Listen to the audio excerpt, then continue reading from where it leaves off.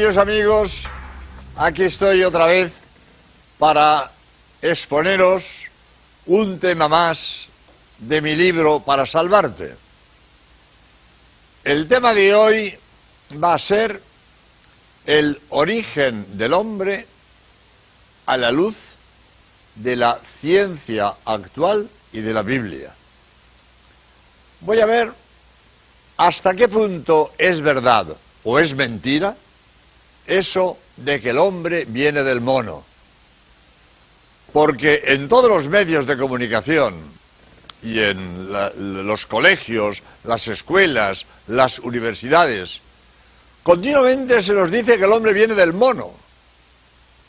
Continuamente se nos habla de nuevos descubrimientos arqueológicos que encuentran restos humanos primitivos de 1 millón de años, de 2 millones de años, de 3 millones de años, hasta de 4 millones de años. Se han encontrado en Etiopía restos humanos que tienen pinta de mono.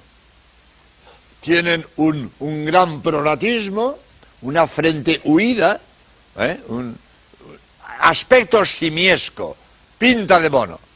Y entonces, conclusión, el hombre viene del mono. Es una realidad que estos restos humanos de Richard Leakey, encontrado en Kenia, o de, qué sé yo, de los que han encontrado en Etiopía, de Lucy, unos restos humanos, llaman Lucy, en Etiopía, 4 millones de años, y tienen pinta de mono. Podríamos decir, bueno, muy bien, son monos, no, son hombres. ¿Por qué eran hombres? Porque si junto a esos restos hay cenizas o piedras ahumadas, restos de fuego, eran humanos. Solo el hombre usa el fuego, el animal no usa el fuego. Si cuando esos restos simiescos, con pinta de mono, aparecen utensilios, aparecen herramientas hechas de piedra o hechas de huesos, si hay herramientas, eran restos humanos. Solo el hombre usa herramientas, los animales no usan herramientas. Si estos restos humanos están en monumentos funerarios, eran humanos, no eran de animales. Solo el hombre da culto a sus muertos. Los animales no dan culto a sus muertos, los abandonan. Pero el hombre sí. El hombre entierra a sus muertos, le hace un monumento funerario y tiene un recuerdo para sus muertos. Por lo tanto, no hay duda de que estos restos con apariencia de mono, aspecto simiesco, eran restos humanos. Por lo tanto, el hombre viene del mono. Esto es lo que se nos repite a todas horas en los medios de comunicación y en los centros de enseñanza. ¿Esto es así? Pues vamos a ver hasta qué punto sí y hasta qué punto no, porque vamos a armonizar lo que dice la ciencia sobre el origen del hombre y lo que dice la Biblia, porque la Biblia dice que Dios hizo a Adán de una figurita de barro, del barro de la tierra. Entonces, ¿esto cómo se armoniza? Esas dos. Es lo que vamos a intentar hacer. Y empiezo por decir que la Biblia es un libro religioso, no es un libro científico ni un libro histórico, es un libro religioso. La Biblia me transmite un mensaje religioso, ni pretende hacer historia, ni pretende hacer ciencia. Por lo tanto, en la Biblia hay que saber qué quiere decir con el género literario en el que está escrito, porque hoy conocemos la Biblia mejor que nuestros abuelos. Eso es perfectamente lógico. Hoy sabemos más astronomía que nuestros abuelos. Hoy sabemos más electrónica que nuestros abuelos. Y hoy conocemos la Biblia mejor que nuestros abuelos. Y nuestros abuelos entendían la Biblia al pie de la letra. Hoy en la Biblia sabemos distinguir los géneros literarios. Hay género histórico, hay género épico, hay género lírico, hay género alegórico, y hoy sabemos distinguir los géneros literarios de la Biblia. Y entonces, cuando la Biblia me dice algo, yo debo saber si el género es histórico, o es alegórico, o es épico, o es lírico. Bien. Entonces, empezamos por decir que la Biblia no es un libro, no pretende hacer historia ni hacer ciencia. Por lo tanto, lo interesante en la Biblia no es el hecho que me cuenta, sino el mensaje encarnado en el hecho que me cuenta. ¿El hecho sucedió o no sucedió? Pues depende, es igual. Quizás sí, pero quizás no. Cuando la Biblia me habla de Job o me habla de Jonás, lo interesante no es que realmente existió Job, que realmente existió Jonás. Lo importante es qué mensaje me comunica en el personaje de Job y en el personaje de Jonás. ¿Existió Job? A lo mejor sí, a lo mejor no, me es igual. ¿Existió Jonás? A lo mejor sí, a lo mejor no, me es igual. La importancia no es que Job existiera, ni Jonás existiera. La importancia es el mensaje que me transmite en el libro de Job y en el libro de Jonás. Lo vamos a entender muy bien con la parábola del hijo pródigo. Cuando Cristo quiere hacernos ver lo padre que es Dios, lo perdonador que es Dios, me cuenta la parábola del hijo pródigo. Un padre tenía 2 hijos, uno le pidió la herencia, se fue a lejanas tierras, derrochó la herencia con malas mujeres, se arruinó, se arrepintió, volvió, y cuando vuelve su padre sale al encuentro y le da un abrazo. Y ahora viene el listillo. Si eso es mentira, si eso es un cuento, es una parábola. ¿Y qué? Es verdad que es un cuento, es verdad que es una parábola, pero la fuerza no está que realmente existió el hijo pródigo. La fuerza está que Cristo, para hablarme de lo padre que es Dios, de lo misericordioso que es Dios, me cuenta la parábola del hijo pródigo. ¿Existió o no existió? Es lo de menos. La fuerza no está que existiera el hijo pródigo. La fuerza está que la enseñanza de la parábola me habla de lo padre que es Dios, de lo perdonador que es Dios. Pues esto lo podemos aplicar a muchos libros de la Biblia, de Job, de Jonás, de Tobías, de lo que fuera. Entonces, lo importante no es que existió Job, Jonás o Tobías, la enseñanza que encarna ese relato de Job, de Jonás, de Tobías, etc. Entonces, ¿todo lo que cuenta la Biblia es un cuento? ¿Todo es parábola? ¿Todo es nada histórico? No, no digo eso. Hay que estudiar cada libro. Y estudiando este libro decimos, esto es un género histórico, o esto es un género lírico, o épico. Hay que estudiar. Para eso están los entendidos. Y los entendidos, por el modo de hablar del libro, dicen, esto es histórico, o esto no es histórico. Y esto lo podemos entender perfectamente, porque en español pasa igual. Yo, en mi modo de hablar, la gente que me escucha sabe si lo que yo digo es un cuento o es una historia real. Por ejemplo, si yo digo, érase una vez un padre que tenía 2 hijos, va de cuento. ¿Por qué va de cuento? Porque mi modo de hablar, érase una vez un padre que tenía 2 hijos, es el modo de contar un cuento. Si yo digo, estando yo en Barcelona, conocí un señor que tenía 2 hijos, histórico, histórico. ¿Por qué? Porque mi modo de hablar, estando yo en Barcelona, conocí un señor que tenía 2 hijos, es un modo de contar un hecho real. Si yo digo, érase una vez un padre que tenía 2 hijos, ese modo de hablar es modo de contar un cuento. Pues lo mismo que hoy entendemos perfectamente, según el modo de hablar, si lo que contamos es histórico o no es histórico, lo mismo pasa en la Biblia. Los entendidos saben distinguir si este libro es histórico o este libro no es histórico. Pero, repito, la importancia no está que realmente este personaje existió. La importancia está el mensaje que la Biblia me comunica con ese personaje, porque la Biblia no viene a hacer historia, sino a transmitir un mensaje religioso. Lo mismo podemos decir con la ciencia. La Biblia no es un libro científico. La Biblia no viene a enseñarme ciencia. La Biblia viene a enseñarme un mensaje religioso. Por lo tanto, no pasa nada si la Biblia tiene errores científicos. No pasa nada. La Biblia dice cosas que no son científicas, no son exactas, pero es igual, porque lo importante no es la exactitud científica de lo que dice, lo importante es el mensaje religioso que transmite en lo que dice. Por ejemplo, la Biblia dice, Josué paró el sol. Josué no paró el sol. ¿Cómo va a parar el sol?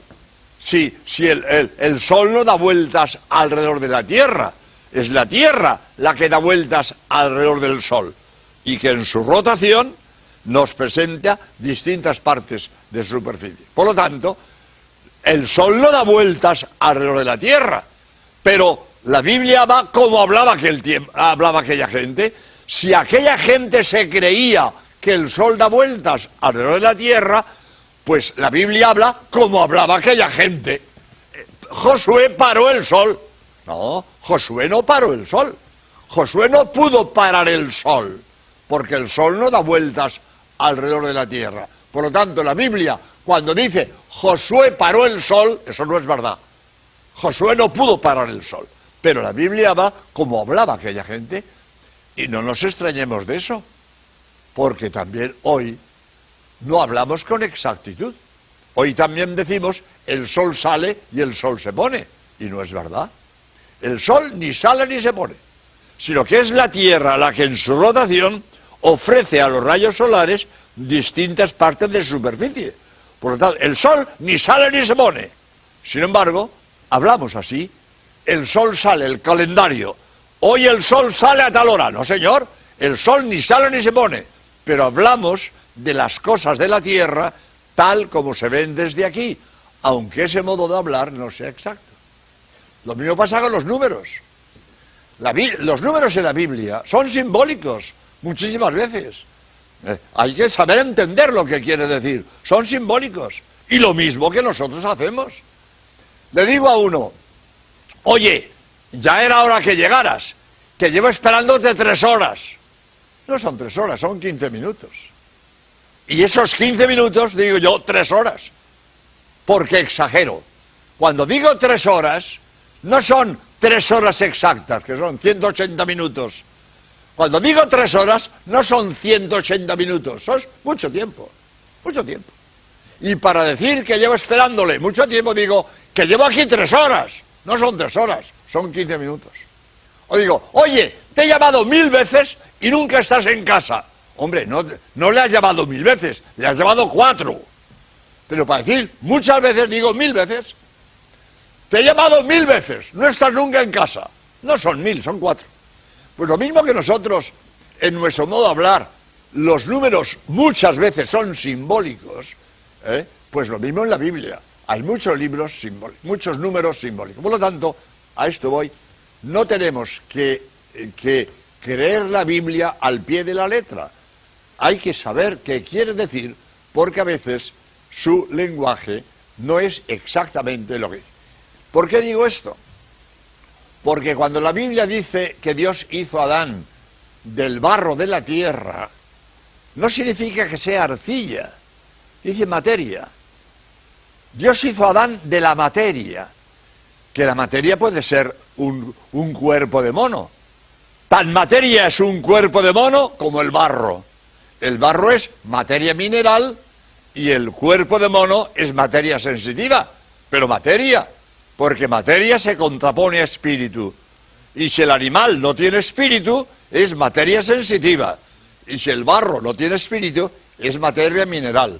Por lo tanto, si Dios hizo a Adán de la materia, pudo ser un cuerpo de mono. Pudo ser. Después veremos si fue o no fue. Pero pudo ser un cuerpo de mono. Porque tan materia es el cuerpo de mono como el barro. Barro, materia mineral, un mono, un cuerpo de mono, materia sensitiva. Y Dios, de la materia, hizo a Adán, infundiéndole un alma espiritual a su imagen y semejanza. Este es el mensaje. Este es el mensaje. El hombre es obra de Dios. El hombre es obra de Dios. Porque Dios le infunde un alma espiritual. Y al infundirle un alma espiritual, le hace a su imagen y semejanza. Porque Dios es espíritu. Dios creador no tiene cuerpo. Y el hombre se parece a Dios en el espíritu. El hombre se parece a Dios porque tiene alma espiritual. Y al tener alma espiritual, es a imagen y semejanza de Dios. Que el cuerpo que tiene, sea de un mono o sea del barro de la tierra, es lo de menos. Lo importante es que el hombre es obra de Dios, porque Dios de la materia le infunde el espíritu y lo hacen a su imagen y semejanza. Esta es la posible explicación de lo que se llama evolucionismo y que está aceptado por la Iglesia. Si nosotros aceptamos que el hombre es obra de Dios, aunque Dios utilizara un cuerpo de mono, Dios utiliza un cuerpo de mono, le infunde un alma y entonces eleva a lo que era un mono, lo eleva a hombre. Porque el mono, si no tiene alma espiritual, sigue mono. Y los monos de hoy vienen de los monos de ayer, plano animal. Pero si Dios coge a un mono, le infunde un alma espiritual, lo eleva al plano humano. Y ahora, eso que era cuerpo de mono, con alma espiritual que lo hace hombre, lo eleva de un plano animal a un plano humano. Y ahora sigue evolucionando en el plano humano, con alma espiritual, con alma inteligente, descubre el fuego, puede cocer los alimentos, ya aquella mandíbula robusta que tenía cuando comía carne cruda, se decrece, utiliza el cerebro con su inteligencia, la capacidad craneal aumenta, el ángulo facial, que era muy agudo, se va haciendo más recto, etcétera, etcétera, etcétera. Es decir, el hombre evoluciona en el plano humano y el animal sigue evolucionando en el plano animal. Los animales de hoy, los monos de hoy, vienen de los monos de ayer. Y el hombre puede ser que tenga un origen común con el mono, pero el salto del plano animal al plano humano se lo dio Dios infundiéndole un alma espiritual. Entonces, el mensaje de la Biblia de que el hombre es obra de Dios, no hay ningún problema para la Iglesia, ningún problema en aceptar que Dios utilizara un cuerpo de un mono para hacer a Adán. Sin embargo, esto es una hipótesis. De ninguna manera es obligatorio creerlo. Y al que esto no le gusta, no tiene ninguna obligación de creerlo. Porque aunque esta hipótesis del evolucionismo está generalizada en los centros de enseñanza y en los medios de comunicación, pero de ninguna manera es clara y definitiva. Es una hipótesis posible, pero no indiscutible. Hay muchos científicos que no son evolucionistas. Y os voy a leer algunos datos que he puesto en mi libro Para Salvarte, que como siempre digo, en mi libro Para Salvarte he puesto todo lo que sé, por eso es así de gordo. Ahora le llamo Enciclopedia Católica, porque hablo de 500 temas. Pues el libro Para Salvarte le dedico unas páginas al evolucionismo, a esto del hombre, del hombre y el mono. Le dedico unas páginas y quiero leer, porque realmente pues es importante que sepamos que el evolucionismo es una cosa discutible, que no es claro y que hay opiniones para todos los gustos y que el que no quiera ser evolucionista no tiene ninguna obligación de serlo. Pues entonces me vais a permitir que lea un poquitín de mi libro, pero que sirve muy bien, porque me acuerdo una vez que me decía una señora en España: padre, ¿cómo vamos a venir del mono con lo feo que son los monos? Mire, señora, no se trata de ser guapo o feo, A usted los monos le parecen feos, pero a las monas no le parecen feos porque se casan con ellos. Pero en fin, no se trata de ser guapo o feo, se trata de que si es verdad o no es verdad. Pero en fin, que esto del evolucionismo no es obligatorio, y al que le guste más lo del Adán de una figurita de barro, está en su derecho a mantener que Dios hizo a Adán de una figurita de barro, porque este rechazo del evolucionismo es común a grandes hombres de ciencia, como voy a leer aquí. Conviene advertir que el hecho de la evolución es una hipótesis, no algo científicamente indiscutible. Cada día son más los adversarios de la evolución. Algunos científicos, como Lee Burnone, Herman Nielsen, Herbert Leeson, opinan que el evolucionismo no es posible, pues la evolución solo se da dentro de una especie, pero no es posible el paso de una especie a otra. La teoría científica de la evolución de las especies está hoy en crisis. Los hallazgos más recientes y serios de la biología demuestran que los cromosomas de todos los hombres son iguales. No hay, por tanto, nada más que una familia humana. Por otra parte, los cromosomas de los primates, más parecidos al hombre, son totalmente distintos. Por lo tanto, el hombre no procede de los primates. Son muchos los científicos que rechazan el evolucionismo darwinista.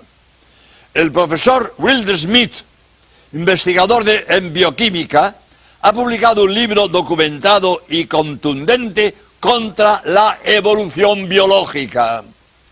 Sermonti, profesor de genética de la Universidad de Perugia, y Fondi, profesor de paleontología de la Universidad de Siena, han escrito juntamente un libro en el que niegan todo valor determinante a la selección natural darwinista.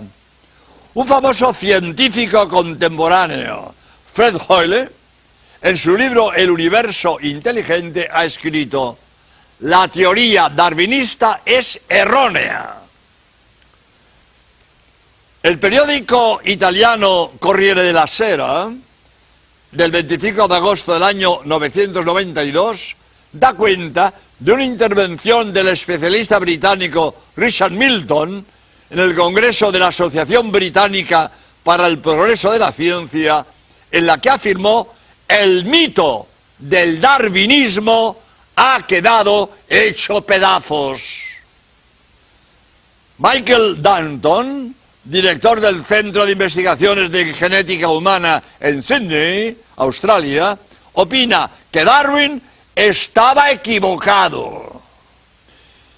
Pierre-Paul Grasset, miembro de la Academia Francesa y considerado como el primer zoólogo del mundo, dice que el darwinismo encierra importantes falacias y advierte que hay que hacer reflexionar a los biólogos sobre la ligereza de las interpretaciones y extrapolaciones que los doctrinarios presentan como verdades demostradas.